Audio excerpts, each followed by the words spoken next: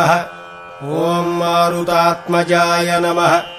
ओम तत्त्वज्ञानप्रदाय नमः। ओम सीतादेवी मुद्राप्रदायकाय नमः। ओम अशोकवनिकाक्षेत्रे नमः। ओम सर्वमायाविभञ्जनाय नमः। ओम सर्वबन्धविमोक्त्रे नमः। ओम रक्षोविध्वंसकारकाय नमः। ओम परविद्यापरिहाराय नमः।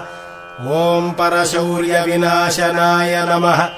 ओम परमन्त्रनिराकर्त्रे नमः। ओम परयन्त्रप्रभेदकाय नमः। ओम सर्वग्रहविनाशिने नमः। ओम भीमसेनसहायकृते नमः। ओम सर्वदुःखहराय नमः। ओम सर्वलोकचारिणे नमः। ओम मनोजवाय नमः।